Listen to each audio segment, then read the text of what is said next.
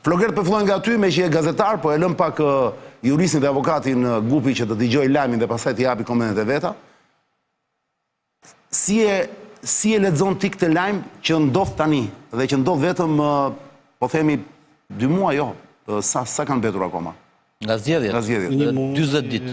2 muaj, 10 ditë. Se në 11 prill është fiks 1 muaj para zgjedhjeve. Po 1 muaj e 10 ditë. 40 ditë dhe ndodh fiks në 1 prill. Nuk ka ndonjë lidhje thuati me 1 prill, ditë e gënjeshtra. Është e vërtetë se është gënjeshtra. Është e vërtetë. Po.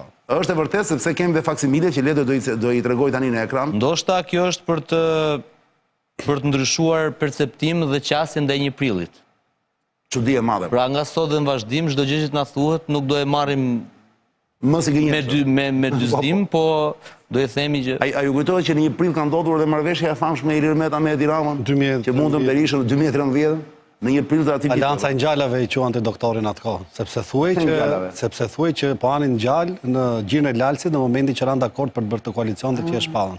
Ishte me nar kokën, më duket? Po. I ka ca të vërteta. Një vërtet tjetër për shembull është i mat sot ka datë lindjen, e kupton? Dhe kjo është e vërtetë. Faleminderit. Të gjitha këto na bëjnë të besojmë që 1 prilli është një datë si gjithë tjera dhe lajmi i sotëm pa diskutim në kuptimin juridik mund duket si pa precedent, sepse gjykata urdhëron Spakun që të nisë një procedim penal ndaj zonjës Xhaçka dhe bashkëshortit saj. Zakonisht ndodhe kundërta, pra prokuroria kërkon që të merret një mas ose hap një çështje kryesisht apo mbas. Këra dhe vjen nga gjë kërkoja, pra. Nga gjë kërkoja. Është ankimuar, mund ta shpjegoj Gupi më mirë. Shiko, është bërë një ankim nga zoti Beleri, i cili ka akuzuar çiftin Xhaçka dhe Artan Gaçi për përvetësimin e një prone 5512 metra katror, të cilës i përkiste familjes Pavlo Milli, mos gaboj. Thuhet që kjo pronë është tjetërsuar në mënyrë të palishme nga ata që kanë qenë realisht pronar. Mihali apo Mihali? Mihali. Dhe thuhet që është ndryshuar statusi i saj, ajo ka qenë tokë trua dhe është bërë tokë bujqësore, sepse ju le çmimi gjithmonë kur ka një status tjetër. Dhe më pas nëpërmjet fitimit të kësaj prone dhe përvetësimit si pronar dhe mendimin e ish kryebashkiakut Jorgo Goro, sipas akuzës zotit Beleri. Është vazhdimi i asaj çështje. Është vazhdimi i asaj çështje. Ja, gjysma është konfirmuar deri tani. Po. Që prona ka qenë me probleme, është konfirmuar se për këtu u fut Jorgo Goro në burg apo? Po. Zoti Beleri në atë kohë Çani ka bërë një ankimim në Spak. Spaku nuk ka filluar procedimin penal, pra ka konstatuar që nuk ka vepër penale. Më pas zoti Beleri ka ankimuar vendimin që merr prokuroria për mosfillimin e një procedimi penal dhe gjykata ja ka kthyer dosjen dhe ka thënë të ndërtojë akuzën Spakut. Kaq e thjesht. Kaq është historia. Pra gjykata ka parë që ka vënë ka elemente veprës penale. Ka elemente veprës penale dhe bëhet fjalë pushime të arsyeshme le të. Dhe bëhet fjalë po pikërisht për 3 vepra penale që janë shpërdorimi i detyrës, falsifikimi i dokumenteve dhe pastrimi i produkteve të veprës penale. Tani këtu do ndalojmë 1 sekond vetëm. Për çfarë akuzohet, për çfarë do hetohet ose do kallëzohet penalisht bashkëshorti Xhaçkës? Është e kuptueshme. Se ai ka bërë, ai ka bërë këto transaksionet. Tjetërsimi, marrjen në mënyrë palishme nga ata që Xhaçka tani për çfarë akuzohet realisht në këtë gjë? A më shpjegoni dot? Xhaçka që është bashkëshorti e tij. Se duhet thënë që pas çiftit Velia e Zoza vjen çifti Xhaçka Gaçi. Xhaçka Gaçi, po si duhet filluar t'i marrin nga 2 me çift. Kanë filluar po mos I lejnë vetëm. Kënë të 2 bashkëvojtës, në që ta kënë më thjesht... Për te I batutës, Xhaçka për çfarë mund të akuzohet tu me që ti e... Supozohet që ajo... Avokat dhe jurist penal. Duke qenë se vepra penale Çani ka këto elemente, pra falsifikimi dokumentave, shpërdorimi detyrës, pastrimi produkteve... Xhaçka në të ka qenë ministër mbrojtjes, duhet kujtuar, Po, thuhet që mund të ketë bërë ndërhyrje në mënyrë të palishme, duke përdorur funksionin e saj dhe duke përdorur ndikimin e paligjshëm për të bërë që bashkëshorti I saj të përvetësonte këtë, pra mund ta kenë kryer në bashkëpunim. Për faktin që bashkëshorti I saj u shpall dhe investitor strategjik. Po, dhe I cili ka qenë dhe ish deputet I Partisë Socialiste. Ka qenë dhe ish deputet. Kjo nuk e implikon. Kjo pra është kryesorja. Fakti që është shpallur investitor strategjik nga qeveria. Dhe nga ana tjetër Xhaçka I bie që ka qenë pjesë e kabinetit, apo? Patjetër. Ndoshta është dhe kjo historia e konfliktit interes. Dhe pastaj e dim gjithë kalvarën e madh me gjykatën kushtetuese se si Edi Rama e mbrojti apo jo marrësit. Po. Pra në një mënyrë e shpërfilli gjykatën kushtetuese I parlamentit. Jo kështu mundua disa herë që të mund themi që është të ishte imunitetin apo jo. Mund themi që është po. Mund themi imuniteti ishte? Jo, të ishte mandatin. Ishte mandatin dhe bravo, ishte mandatin dhe nuk e arriti dot. Pra, U tentuam gjykatën kushtetuese. Gjykata kushtetuese nuk arriti dot, bile bëri deklaratë kjo kryetare e gjykatës kushtetuese, nëse mbani mend. Po. Që tha kjo nuk është normale, tha i parlamentit mos votoj vendimet tona. Por Venecia pastaj i dha drejt socialistëve. Jo, Venecia mbajti, më duket një qëndrim pak të ekuilibruar. Venecia tha që në finale deputetët nuk mund t'i detyrosh të votojnë, kanë drejtën e tyre. Po, në një farë mënyre, po. Në një farë mënyre, Dhe socialistët thanë, e shihni që kemi drejt, tha Rama, deputetët e mi kanë drejt të votojnë si dua. Kanë të drejt e di pse, sepse është shmangje me procedurë. Edhe për zotin Berisha mund do të njëjta gjë dhe për zotin Meta. Ky precedent Çani ka fillimet në vitin 1992 në Itali. E ka bërë zoti Giulio Andreotti, cili ka qenë kryeministër i Italisë për 7 mandate. 7 herë ka qenë kryeministër dhe 35 herë ka qenë ministër, i cili për shkak se zotronte 35 herë, mos egzagjerojmë. Po, bini shpejt qeveritë në atë kohë. Jo 35 herë, jo. Po, 25, më fal. As 25, jo, mund të ketë qenë 3-4 herë. Po jo, 25. Nëse çnsika. Është vërtet më. Më pëlqen si simboliste. Jo, është vërtet. Nuk është vërtet më dhe biles ta konfirmoj me burim. Ja se i themi njerëzve, sa herë ka qenë Giulio Andreotti, 068 20 02 868, paranteza mbyllet. Kur i hoq mandate më pas, i filloi procedimi mbas vitit 92, mbasi Andreotti humbi dhe majorancën dhe zgjedhjet, dhe ai tha një shprehje shumë të thjeshtë dhe të saktë drejt për drejt. Unë nuk mund të lejoja që të qeveriste gjyqësore. Po ishte shmangje procedurale, ama vepra penale ishte aty. Mbeti. Pra, në këtë lloj forme thjesht pra ishte kulla karta kanta. Karta kanta dhe po. Dhe është fakti këtu që vepra penale nuk fshihet. Edhe nëse ti je shtymë për shkak të mandatit, vepra penale është aty, fakti penal është aty. E vetmja mënyrë që ti mund të përfitosh është nëse kalon afati parashkrimit, pra nëse shuhet vepra penale. Mirë, po ajo është luash bixhoz me të ardhmen dhe fakti që dikujt nuk i hiqet imuniteti, tregon që një element fajësie, sepse nëse ai është i pafajshëm, atëherë okej, bujru me heq imunitetin, le të procedojmë, të merren faktet dhe provat, pra vetë fakti që Olta Xhaçkës dhe zoti Rama kanë ndikuar ai shumë që mos hiqë imuniteti tregon element fajësie. Jo imuniteti, më fal. Jo imuniteti, sepse imuniteti tani më ka rënë në Shqipëri. Imuniteti është vetëm momentin kur ndodh, le të themi, arresti, kontrolli personal dhe kontrolli banesës që merret një autorizim nga parlamenti. Ata kanë kërkuar marrësit që të hiqet mandati Olta Xhaçkës. Duke ju referuar dhe precedentëve të mëhershëm, precedenti Koço Kokdhima dhe Ilir Beqja. Dhe këta nuk e votuan këtë, pastaj kalojnë gjykatë kushtetuese, ajo dha atë vendim që dha, pastaj socialistët gjetën një rrugë, një shteg dhe shkuan në Venecia. Venecia mbajti një qëndrim, le të themi, që ju jep të drejt dy palëve, edhe opozitës i thoshte ke drejt ta bësh, po nga ana tjetër e drejta absolute e deputetit për vendosur vetë dhe jo për tu detyruar në grup ishte pa diskutueshme dhe ka qenë një lojë e bukur, le të themi, e palëve në kuptimin juridik të fjalës. Ajo që ka ndodhur sot pastaj, ta kontekstualizuar dhe futur në real politik, është e para, mesazhi i parë që jepet është që drejtësia edhe i herë provon, jo se ka provuar herë tjetër, se e ka provuar sa më s'ka. Që pas rënja se Velia duhet thënë tani nuk është se pritet ndonjë gjë e madhe. Jo, po në kuptimin që tani janë të gjithë të prekshëm. Alibia që drejtësia kontrollohet është Vegël e Ramës, është drejtësi me regji e kjo nuk është konfirmuar akoma. Kjo është pyetja, a është Vegël e Ramës apo jo? Kjo nuk është konfirmuar. Jo, debati i thonë se unë kam asnjë ide. Patjetër, po thelbi është ky. Rama sapo tham që ka bërë luftë, dhe unë po e marr të mirë qenë siç e thatë ju, siç e tha Gupi, që ka bërë një luftë kolosale për të mos e lëshuar Olta Xhaçkën. U bë hapur ajo, nuk është se u fshe. Ja pra e bëri. Loja u bë hapur, po. Tani fakti që ndodh kjo, 40 ditë para zgjedhjeve, do të thotë që Ed Rama nuk ka fuqinë spak, se të kishte fuqi kur ka bërë gjithat luftë me kushtetuese, me dreqe, me të birë, do e vendoste kufinin të thana, si shtot populli edhe spakut, do e thoshte basta, mjaftë është mjaftë. Unë këtu kam një pyetje për ty Flogrer, dhe pastaj do rrugojtë. Kam një pyetje këtu. Rama sot, po këto janë të gjitha spekulime, opinione që ne japim pa pasur asnjë provë në dorë, janë thjesht deduksione logjike në një farë mënyrë që ata që na shohin ose i ndajnë me ne ose janë kundër. Dhe prandaj është i bukur debati. Patjetër. Ti thua që kjo tregon që pra fakti që bëhet tani një muaj e 10 ditë para zgjedhjeve, kjo gjë, pra një tjetër urdhërohet jo? Po. Ledi është duke komunikuar, duke u lidhur me Skype me Fredi Beleri nga e kemi. Po e kemi. Mbaj mend të që se do ta pyes kur të ashtu. Jam i qartë. Beleri mi mbrëma. Mi mbrëma nga Strasburgu. Jasu Beleri, kalispera. Kalispera. Beleri nga flet nga Brukseli, nga Strasburgu, nga Amerika? Nga Strasburgu. Në Strasburg je? Po. Qytet i bukur. Belerit, si që kupton, kjo është një ndryrje ekskluzive që unë të ftova sonte në këtë emision, sepse lajmi sapo ka rënë në një mënyrë, sapo është shpërndar gjithandere për media, dhe do donim të kishim pak mendimin tënd edhe opinionin tënd, edhe së duash leximin tënd të kësaj ngjarje, Ledio do e kthej prapë atë titullin e ekran, sa të mundet, sa po ndodhi Beleri, të lutem, si e komenton ti këtë ngjarje, sepse në gjitha mediat, në fakt, pasi i dha lajmi që GKK ka urdhëruar SPAK-un akuzën, të nisë procedimin penal dhe hetimin ndaj çiftit Xhaçka Gaçi, atje përmendi pas kërkesës së Belerit. Kallëzimi që ka bërë Toti Beleri. Pas kallëzimit që ke bërë ti. Dhe data më duket në dokumentat ishte 28 shkurt. Do na kujtosh pak, Fredi? Një muaj më herët. Po, unë kisha bërë kallëzim para një viti kohën që isha në Burg. Po.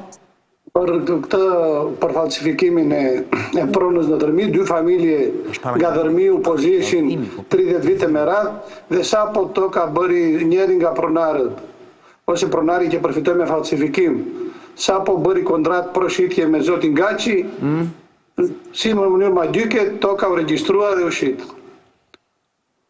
Dhe kjo ishte një aferë për mua, një korupcion në mes të ditës që nuk mund të fshej. Ishte çuditshme se si u dënuan zoti Goro, zoti Gerasimo Bashi, dhe përfituesi i falsifikimit nuk ishte asnjë pasojë ligjore. Kjo ishte arsyeja që unë mora vendimin ta ankimoj vendimin e prokurorit për mbylljen e çështjes për sa i përket zonjës Xhaçka dhe zotit Gaçi. Dhe sot e unë me surprizë të madhe si gjithë shqiptarët pash që GKK urdhëroi prokurorin të rihap çështjen dhe ta hetoj. Pra ti nuk ishe asnjë informacion ndërkohë që kjo do ndodhte, Beleri? Unë e lexova nga mediat, siç edhe ju. Unë informacioni i fundit zyrtar kam informacionin që më kishte sjell Olsi Dado, prokurori çështjes pas kërkesës dhe pyetjes time që ndodhi, dhe më kishte thënë që ka vajt në gjyq për zotin Goro, zotin Gjikoka e zotin Gerasimo Bashi, dhe për zonjën Xhaka dhe zonjën Gaçi nuk ka prova të mjaftueshme dhe çështja ishte mbyllur. Unë ankimova këtë vendim të prokurorit dhe sot më shoha që gjykata e posaçme ka urdhëruar prokurorin të rihetojë çështjen. Tani, për kë prokuror bëhet fjalë, Fredi? Dim gjë? Cili është prokurori që gjykata ka urdhëruar të fillojë hetimin? Prokurori çështjes ka qenë zoti Olsi Dado. Tani nuk e di. Tani mund të më duket tani mund të tjetër. Jo, ai po një zot letër. Pa Olsi Dado të kujtojmë për publikun që është prokurori bashkë me Dumani, i cili ndërtoi akuzën dhe çon në parabukim me Rovelin. Edhe të tjerë sigurisht, dhe bashkëshortët e tij me arrest shtëpi etj. Edhe biznesmenët e tjerë të lidhur me ata. Fredi, për ty ky lajm, për ty personalisht që ke hequr shumë më kuriz, domethënë, të morën Bashkinë e Imarës pa asnjë provë, të futën në burg një vit e 3 muaj etj. Të ta them trosh, ty ky lajm të gëzon apo të lë indiferent? Mua më lë indiferent, unë që të jemi sinqert me ju, kur bëra ankimimin nuk isha asnjë shpresë që çështja do rihapej, e bëra sepse avokatët e mi, që duhet i falenderoj, janë njerëz që e dinë mirë sistemin gjyqësor nga brenda, janë shumë të përgatitur dhe procedurat i ndjekin një nga një të gjitha. Kjo është edhe dëshira ime që të ndjek të gjitha procedurat. Unë nuk kam lënë asgjë në fat për sa i përket të gjitha çështjeve gjyqësore që kam në Shqipëri, se duhet i ndjek në Strasburg. Unë ankimova me shpresën se s'do bëhet gjë që ta çoja më lart. Sot në mënyrë ishte për mua një surprizë urdhri i GKK-s në SPAK. Besoj se nuk ndryshon gjë, nuk ka për të ndodhur ndonjë gjë, çështja do mbyllet, sidomos për zonjën Xhaçka. Zonja Xhaçka vetëm për mua ka një pyetje, ishte pjesë e Këshillit të Ministrave që kishte dhënë lejen burrit të vet. Pra si mund të ndodhë, nuk ka konflikt interesi. Prit, pra, nëse kuptoj mirë, para se ja fjalën Flogerti se ka një pyetje ndoshta Marsidit, Fredi. Nëse kuptoj mirë, ti po thua që nuk ke ndonjë shpresë, ose ti mendon që nuk do ketë pasoja Xhaçka, thua ti, e cila është në listën e hapur të deputetëve të Partisë Socialiste. Unë nuk besoj se do ketë pasojë sepse ajo nuk ka direkt ndonjë me çështja, nuk besoj se ka ndonjë lidhje direkte, vetëm fakti sepse ishte pjesë e Këshillit të Ministrave që kishte firmosur lejen dhe statusin investor strategjik për të shoqin.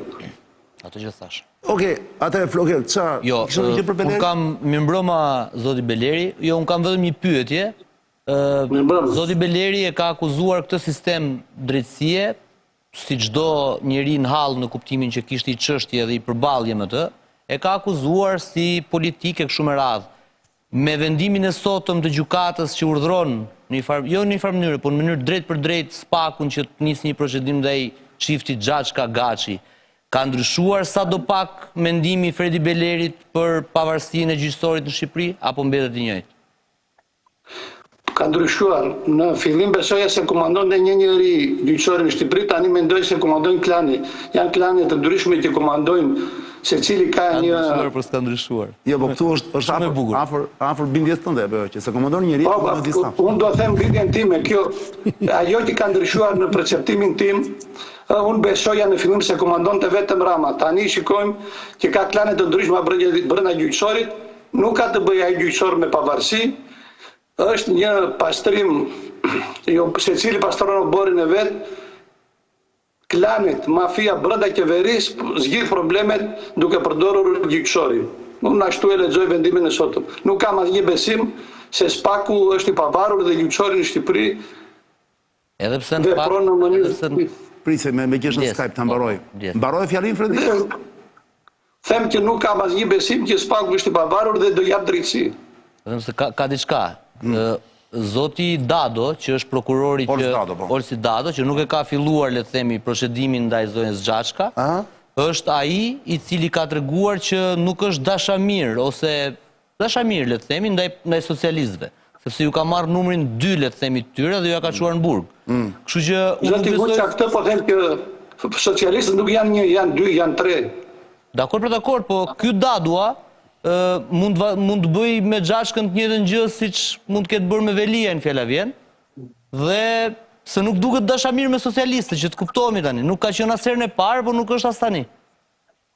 Ishte dashamir me jo, e kam fjalën thjesht, mos i humbni shpresat zoti Beleri, sepse mund të ndodhen e surpriza si kjo e sotmja. E tha pra Beleri. Për mua do ishte e dëshirueshme, do ishte diçka e mirë që në Shqipëri të kthehet drejtësia dhe qytetarët shqiptarë të gjejnë drejtësi. Drejtësia është më i lartë nga të gjitha virtytet. Aristoteli thotë se drejtësia është virtyti më i lartë i njeriut se përmban të gjitha në vetvete. Pra do ishte një fat i madh për Shqipërinë nëse drejtësia do ishte në nivelin që duhet të ketë një shtet evropian. Pajtohem, po ja do vim dhe ne në Bashkimin Evropian, kështu na thonë edhe do kemi dhe ne. Do ta pyes Fredin për këtë fushatën, se Rama ka përqendruar gjithë sloganin e vet tek hyrja në BE te pasaporti evropian. Do ta pyes Fredin, po do të lënë çikon Marsitit. Marsit, çka kishte një gjë që do prisje ti tani sot përgjigje nga Beleri? Lidhur me këtë çështje. Me drejtësinë, me SPAK-un, sepse për punën e Xhaçkës Beleri e tha. Po. Ndërkohë, Marsit, një sekond. O Fredi, ti për Xhaçkën e the që nuk beson se do ketë ndonjë pasojë nga kjo punë, se maksimumi... Po nuk ka, nuk besoj se ka mandatin për shkak se është konflikt interesi. Pra është ka votuar në Këshillin e Ministrave... Konflikt interesit mund të kthehet në akuzë? Konflikt interesi mund të bëjë që të humbi mandatin, siç ka ndodhur me zotin Beqa dikur. Pra precedent kemi. Nuk mund të përfitojë një nga familjarët e vet. Pra precedent kemi. Po. Pra Fredi, diçka mund t'i ndodhi teorikisht apo jo, që se humb mandatin. Sigurisht mandatin nga ana morale besojnë që nuk mund të kandidojë një njeri i cili ka shfrytzuar pushtetin e vet, firmën e vet për t'i dhënë bashkëshortit statusin e investorit strategjik në një tokë të vjedhur të falsifikuar, siç tani është provuar edhe me vendim të gjykatës shkallës së parë të gjykatës. Nga ana morale jemi dakord, po nga ana penale po themi. Nga ana penale me kaq sa di unë nuk mund të ketë ndonjë pasojë penale. Qartë. Gubi. Zoti Beleri, përshëndetje, unë kam një pyetje për ju. Pavarësisht represionit administrativ dhe akuzave të cilat janë ndërtuar ndaj jush, ju hoqën një mandat në mënyrë të padrejtë dhe ju e fituat, ama pavarësisht represioni ju arritet fitoren e parë, e cila është u bë eurodeputet dhe ecët edhe më lart, le të themi, në hierarkinë politike ose në arenën politike, Fitoria e dytë për cilën koha ju dha të drejtë është pikërisht ky ankimim, i cili prokuroria vendosi mos vazhdonte hetimin ose procesin penal për shkak sepse nuk vuri re që aty kishte element figurës veprës penale dhe tashmë gjë koha i kërkon prokurorit të ngre akuzën. Cila do jetë gjëja e tretë që mendon që koha do ju japi të drejtë? Pern. Po këtu Fredi ti duhet 1 minutë ta mendoj. Jo, nuk. Të gjitha ata që merren me politikë dhe unë në parashikimet tona bëjnë edhe bëjmë edhe parashikimet e sakta, po bëjmë edhe parashikime që koha nuk i vërteton. Një gjë që jam i sigurt është që cila do që të jetë rezultati i zgjedhjeve të ardhshme, ka filluar fundi kryeministrit Edi Rama dhe nuk do jetë një fund normal siç u takon demokracive. Qartë. Jam dakord, vetëm një element dua të shtoj Fredi. Për cilin dua të jap të drejtë se mësove kur citova Aristotelin, mësove në vëmendje Platonin, i cili ka thënë që gjithmonë në republik, nëse duhet zgjedhim midis të bukurës dhe të drejtës, gjithmonë duhet zgjedhim të drejtën. Ndërkohë që Edi Rama gjithmonë ka zgjedhur estetikën dhe të bukurën. Kështu që ke drejt në kuptimin e virtytit që the pak më përpara, e cili është drejtësia dhe i cili prevalon. Falenderoj. Beleri, para se të lëm të lirë, se mund të kesh në angazhimet e tua tani, se të morëm pa pritur në telefon, sepse në lajmi ndodhi. Të lutem më thua, duke qenë se je brenda në zemër të sistemit atje në Bruksel dhe në Strasburg, ku është Bashkimi Evropian, Parlamenti Evropian e tjerë. Sa qëndron, pra sa shanse ka që të realizohet premtimi që po bën Edi Rama në këto zgjedhje, duke tashmë asnjë nuk e mohon që ai është premtimi i tij kryesor apo jo? Ai është kali betejës. Kali betejës. Bashkimi Evropian, Shqipëria në BE thot brenda 2030-s, 2027-s. Nuk them diçka të lutem. Jo, një sekond, mos më ndërprek kështu. Fal. Këtë erdhi flesh prandaj. Po e di, erdhi flesh tani lajm? Jo, po se ka një spinim nga Rama këtu që është i padrejtë, vetëm një element dua të them. Po ja ta mbarojmë vetë. Dakor. Po. Thjesht po e bër publikun se Fredi e di, edhe ju e dini. Po. Ai thot 2027-ën do mbyllen kapitujt dhe një 3 vjet kohë deri në 2030-ën parlamentet e vendeve 27 vendeve do votojnë që Shqipëria të hyjë brenda. Ja është mashtrim ta them. Dhe merr pasaportën dhe tregon thot ja thot pasaporta me cilin ju s'do keni më problem, nuk do të thotë në polici ku do shkoni. Në një mënyrë unë në emisionin e kaluar dhash një opinionin tim dhe shpjegova se çfarë është kjo histori, në mënyrë Rama po ju premton një eksod të ri më të lehtësuar shqiptarëve. Pas 780 vetave që kanë ikur në këto 12 vite, i thot tani dhe jeni pa problem fare, mos u ktheni më kur. Në një mënyrë unë këtu jam dakord. Edhe me salmonellë me vete. Unë jam sa më shumë dikin aq që mirë është. Edhe me smundje salmonellë me vete. Edhe me salmonellë me vete, por kjo është histori tjetër. Tani Beler ti që e shef realitetin nga andej. A duket po të heqim fare se thuash marrëdhënien tënde me Ramën, me këtë pushtet që të burgosi etj. Pa ti je i ftohtë fare. Sa gjasa ka që kjo të realizohet? Qani duhet të them që është paradoksale, sot lexova në media shqiptare për një rezultat të Istatit që vetëm 2 vjet e fundit 100.000 shqiptar kanë ikur nga Shqipëria dhe kanë kërkuar azil ose fatin e tyre në BE. Pra ata njerëz nuk kanë besim se kjo do ndodhë kaq shpejt, përndryshe nuk do merrim në ratin. Duhet të them 2 gjëra pa më ndërprer. Po patjetër. Shqipëria është me fat se nga ana gjeografike, nga ana kulturore është në qendër të Evropës. Është me fat se nuk ka asnjë parti anti-evropiane. Të gjithë shqiptarët 95% të tyre duan, në mos më shumë, duan integrimin e Shqipërisë në BE. Është e pafat sepse ka kryeministër një njeri i cili gënjen në mes të ditës për të gjitha. 10 vjet zoti Rama nuk ka bërë asnjë hap konkret për të hyrë Shqipëria në BE. Mali i Zi, kapitujt e parë ka hapur para 10 vjetësh, se ka hapur kapitujt e ka mbyllur vetëm 6. Edhe Serbia ka hapur 14 përpara dhe nuk është futur. Nuk besoj se do futet Shqipëria sepse është shumë larg për të bërë reformat dhe e zëm sikur zoti Rama i bën të gjitha reformat. Në qoftë se do futet Shqipëria apo jo në BE, ka të bëjë me raportet dhe marrëdhëniet që do kenë shtetet e BE-s me dyshtyre atëherë që do merret vendimi 2030-ën. Pra këtu në Evropë siç po shikoni që ka një euroskeptizëm të papak, shtetet të tëra qeveritë e tyre janë qeveri populiste të djathta, të ekstrem të djathtë, të cilët jo që nuk duan zgjerimin, po disa nga këto shtete duan të ikin edhe nga BE-ja. Pra është një premtim bosh, një premtim që nuk ka nga të kapësh, sa do të shamirës të jesh edhe sa do tifoz i çmendur të jesh zoti Rama dhe Partisë Socialiste, duhet të kesh si të mbyllur të mos shikosh dhe besosh që mund të ndodhi kjo gjë për hatër të Ramës. Për mua do ishte fati madh për shqiptarët të futeshin në B-ja të vazhdoj drejt federalizimit, po kjo nuk varet fare nga zoti Rama, cili do që të jetë kryeministër nesër në Shqipëri. Këtë vizion do ketë se Shqipëria për mua pa BE-n nuk mund do ketë probleme të mëdha. Nuk mund të ketë merkine, nuk mund të ketë shtetet të drejta, nuk mund të jetë një shtet normal. Cili do kryeministër të nesër duhet të bëjë detyra e shtëpisë që të vijë në Evropë. Po nëse do jetë në Evropë apo jo, nuk varet fare nga Shqipëria. Qartë. Jam shumë i qartë nga përgjigja jote, por kam një detaj tjetër. Atëre sipas teje, Fredi, si ka mundësi, përse Rama ka nevojë të ta ketë kal betejë pikërisht Bashkimin Evropian dhe pasaportën e BE-s për shqiptarët? Cila është arsyeja? Sepse shqiptarët fatikisht ikin dhe tani. Kanë drejtë të rinë 3 muaj në Europë, çon si kapër, nuk mund të punojnë, po gjithsesi i gjejnë rrugët, ata i duan të ikin i gjejnë rrugët. Cila është arsyeja për ditë? Tani po ti heqësh Ramës premtimin për BE pasaportën, atë që bën batutën e pasaportës, që ka bërë vetë. I ngelet ato premtimet dhe është fushata që ka bërë 2013 në Kurerdi. 24 orë ujë, 24 orë drita dhe goditje korrupsionit. Do me thënë që nuk ka kaluar 12 vjetë në pushtet. Ka kalë beteje një gënjeshtër të madhe, sepse nuk mund të pretoj shqiptarëve diçka konkrete.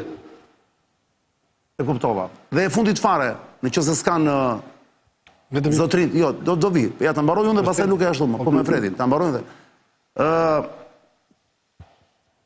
Nga Kreta para 2 ditësh, 3 ditësh, ku kishte një takim Rama me shqiptarët dhe Kretë, një miting,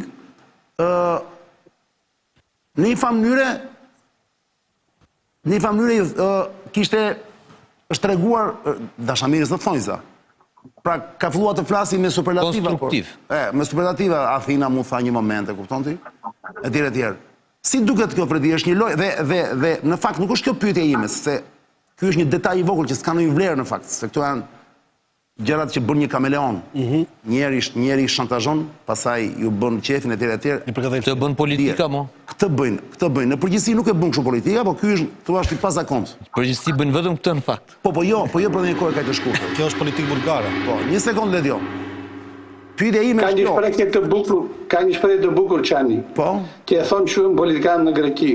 Ishte tjetër kohë politike kur shante Greqinë dhe që kishte interesa për të acaruar marrëdhëniet, është tjetër kohë politike tani që duhet të ketë marrëdhënie të mira. Po, ndërkohë. Qartë. Po nga Kreta në Athinë pyetën e një qytetari nëse Greqia do i vinte vetë Shqipërisë, tha atë batutën për hallën me kuzhinetat. Po, hallën me kuzhineta, po. Po, do t'i them dhënë që Greqia është një hallë nga ato hallët që njeri kur i vë kuzhineta njerë mund t'i bëjë edhe për të dytë. Qartë. Dhe po ndërkohë i bëri një thirrje Bashkimit Evropian, i tha tani është momenti në këtë krizë që jeni të ktheni syt nga Turqia. Si e komenton këtë gjë? Që Bashkimi Evropian ka nevojë për Turqinë, tha. Dëgjoj këtu, për mua zoti Rama nuk e ka fshehur adhurimin e vet për Turqinë dhe konkretisht për Erdoganin. Po të shikoni se si sillet Erdogani dhe zoti Rama me opozitën, është sikur lexojnë të njëjtin manual. Qartë. Burgosi njëri Grybashkiak, Burgosi kryetarin e opozitës, ka nga një pjesë e BE-s ka një hipokrizi të paparë. Ne po merremi tani, kemi bërë një komision për mbrojtjen e demokracisë nga TikToku dhe nga rrjetet sociale dhe nga ndikimi i shteteve të huaja. Kështu kemi një shtet si Turqia dhe zotin Erdogan, që dhe zoti Rama të njëjtën gjë që po ekzekuton opozitën, po shkatron zgjedhjet dhe nuk merret njeri seriozisht. Ndërkohë, Fredi, po çfarë thuhet Strasburg për këtë vendimin e fundit që ka marrë, me që të kanë këtu të përfitojmë nga rasti për të kapë gjithë aktualitetin e Europës, ose gjithë aktualitetin e rëndësishëm, tani interesant. Çfarë thuhet për këtë dënimin e Marine Le Penit, e cila u mori dënim dje në Francë, gjykata e dënoi Marine Le Penin në është në fakt një vendim shumë i përfolur atje, ka pas debat, do fillojnë protestat e kësaj partie, duhet thënë që është partia e parë në Francë, ajo me votuar Marine Le Pen, dhe e dënoi me pasojë që ajo nuk ka të drejtë të kandidojë, sepse nuk e kap dot apelin, çështje teknike që s'duhet nga dekriminalizimi i ynë. Po pra, e dënoi dhe pasojë atë që s'kandidon dot më për presidentin 2027. Dhe elementi që përdoret drejtësia gjithë. E njëjta gjë siç po ndodh pak a shumë, sepse është e njëjta gjë edhe në Rumani apo jo. Me atë vendimin e gjykatës kushtetuese. Georgescu. Jemi futur në një teorë Evropa është e ndarë në mes. Të gjithë ata që besojnë të shteti së drejtë dhe shteti ligjor, tani unë kam lexuar nga ti zoti Gupi do na ndihmoj. Të gjitha kushtetutat dhe perëndimit thonë një gjë të neni parë, që të gjitha pushtetet burojnë nga populli dhe janë në interes të tij. Tani kështu e ka kushtetuta greke. Pra populli ka të drejtë me votën e vet edhe të shkatërrohet. Nuk është njëri mbi popullin dhe besoj që e gjithë kjo që po ndodh me zonjën Le Pen edhe me zotin Trump në Amerikë, me ish-presidentin e Rumanisë që nuk është ndaluar, besoj se nuk japi zgjidhje në problemin politik të ngritjes ekstremit të djathtë. Këta mund, duke menduar të luftojnë me këto mënyra, do i forcojnë. Unë jam i sigurt që tani nuk ka më diskutim se kush do i fitojë zgjedhjen në Francë. Zoti Bardella që të jetë pasuesi i zonjës Le Pen është presidenti i arshëm i Francës. Që është eurodeputet, po. Beleri, të lutem, rridhe pak me mua, se tani kemi detyrim, më thot Letjo, të bëjmë një pauzë të vogël, është me orar. Gupi filluar, që kishe i detaj për Fredi? Zoti Beleri, sepse është një fakt që është lënë në arrest. Dorëzimi i dosjes është bërë në Prag në vitin 2009 nga qeveria Berisha në atë kohë, dhe nuk është bërë dorëzimi nga qeveria Rama. Dhe në gjithë to vite, e kanë fjalën nga vitin... Dosja e ke fjalën? Dosja për kushtet për tyrë në be. Me do asë ofisin pra për këtë, po. Po, sepse Rama e shetë sigur ka bërë vetë në që është dorëzuar dosja nga qeveria Berisha, e vitin 2009 në Prag. Qartë. Dhe nga 36 kapituj janë hapur vetëm 2 në gjithë të vite dhe 2 akoma janë në dorë duke u parë kushtet. Nuk janë mbyllur, janë thjesht hapur. Por, dhe pyetja ime është kjo, sepse Rama pretendon që më votoni mua që të merrni pasaportën europiane, ndërkohë që zoti Beleri t'ia sëroj shqiptarëve që në BE nuk futet se cilin qeveri voton. Futesh në qoftë se i plotson kushtet në lidhje me 36 kapituj dhe nga 36 kapituj duke u plotësuar vetëm 2 bëhet fjalë dhe për 34. Është një mal i madh përpara. Është një pamundësi absolute që ti bëj për 4 vjet zoti Rama. Dhe po e tha Beleri, edhe qofse i plotson kushtet deri 2027, po nuk është e mundur. Duhet pastaj të pranojnë parlamentet e 27 vendeve. Këshilli pra. Jo, po duhet votojnë te parlamentet. Po, parlamentet po, dhe këshilli pra qeverit pra, praktikisht. Por e zëm se Van der Leyen, l'imperatrice, siç thon francezët, pra perandoresha Van der Leyen, e zëm se është dakord. E zëm se gjithë komisioni është dakord vëlla. Edhe do i thot parlamenteve, më sillni vendimin tuaj për Shqipërinë, për Malnezi, ku diun për këto. A do votojnë gjitha parlamentet, ndërkohë që në shumë vende të Europës, partitë e para janë partitë e ashtu quajtura të ekstremit djathtë, ato janë thjesht të djathta në fakt. Nuk janë të ekstremit djathtë, por e majtë i quajnë ekstremit djathtë. Rama thot që unë i kam akseset për t'i votuar këto. Brugur, unë kam WhatsApp thot Macronin, kam Melonin, kam Dreqin, kam Birin. Pra Rama fuqin ndjes. Jo, puna është përgjigjet Beleri. Rama fuqin e shek këtu, ndjes. Cila është përgjigjja, Fredi? Shpejt, Fredi, pa u... është e vërtet që Rama u ka bërë kefe të gjithë kryetarët të shteteve, domethënë Italisë, Gjermanisë, dhe ka marrëdhënie të mira. Është e vërtet, është fakt që politika shqiptare është harmonizuar me politikën e perëndimit të BE-s dhe të administratës Biden-Blinken. Unë besoj se shqiptarët të thënin që qytet ka sherif të ri, duhet ta marrin seriozisht. Pra Rama është e vërtet që deri tani kishte mbështetjen e ndërkombëtarëve. Janë dukur shenjat e para që nuk duhet ta ketë. Për mua reforma duhet të bëhen pavarësisht nëse Shqipëria hyn apo shkon në BE, sepse këto reforma do ndihmojnë Shqipërinë për të bërë shtet, do ndihmojnë të gjithë qytetarët shqiptarë të jetojnë në demokraci. Nuk varet, e them dhe njerë të kuptojnë të gjithë shqiptarët, nuk varet fare se sa mirë do i bëjë detyrat e Shqipëria, në qoftë se 2030-ën BE-ja do bëjë apo nuk do bëjë zgjerim tjetër. Gjysmat e shteteve për zgjerimin e madh të 2004-s janë penduar. Kur u futën Kipër, Malta, që u futën 10 shtete. Besoj se është një procedurë e vështirë, nuk është gabim i madh ta ngatrojmë me zgjedhjet, është një synim kombëtar që bashkon shqiptarët, të gjithë duhet të luftojnë për atë synim, por nuk varet fare nga Rama, është mashtrim, siç mashtrimin që Spaku është i lirë dhe ai bëri drejtsinë në Shqipëri. Ai komandon drejtsinë, vuri drejtsinë në dorë për të sulmuar kundërshtarët politik. Ose të paktën një pjesë e saj. Zoti Beleri, fakti është që momenti gjeostrategjik që po kalon Europa, problemet me SBA-t, luftrat, gjitha ato që ju i dini sepse i diskutoni dhe atje në vendimarrjen që ju keni, i kanë sjellë, le të themi, Edi Ramës një top në pikën e penalltisë për ta shtyrë përpara, për ta çuar në port.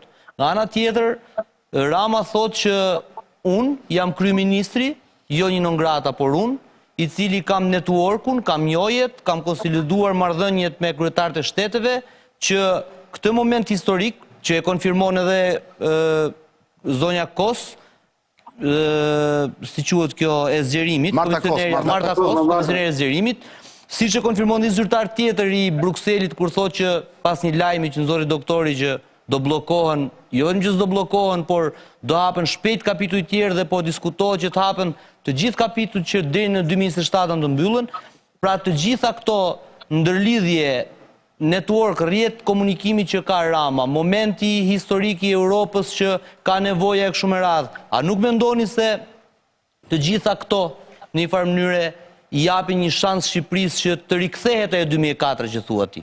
Pra janë bërë pishman atëherë, jam dakord që janë bërë pishman, por është një moment i cili është aq i vështirë për arsye gjeopolitike thua. Për arsye gjeopolitike, kryesisht dhe networku të Ramës që e përdor kundrejt doktorit pastaj, patjetër. Fredi, dhe kjo është përgjigja jote e fundit, pastaj do të lë të qetë. Çani duhet të bëjë shumë nëse nesër fiton Berisha, ose kemi një qeveri midis 2, 3, 4 partive të vogla me Berishën, me një kryeministër tjetër. Ka ndonjë mundësi të jetë kundër Bashkimit Evropian dhe të punoj për një vizion tjetër të lidh Shqipërinë me Kinën, me Rushinë. Kjo është një gjë që ka zgjidhur populli shqiptar, është propën rendimor. Në të gjitha sondazhet që bëhen për Evropë, shqiptarët janë populli që duan më shumë se gjithkusht tjetër integrimin në BE.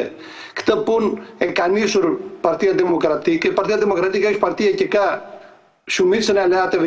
Ne jemi partia më e madhe, Partia Popullore, që unë kam deri të jem pjesë e saj në BE, kemi 200 eurodeputet, të gjitha shtetet e Evropës janë të djatha, edhe tani po vinë në zgjedhjet e ardhshme dhe parti pak më të djatha se ne. Tani networkun ku i gjeti këta miq Rama, ose duhet të pranojmë që nuk është socialist, sepse me gjithë socialistë është i zënë.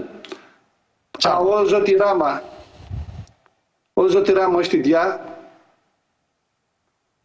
O zoti Rama u bën dere të tjera që ne nuk i shikojmë.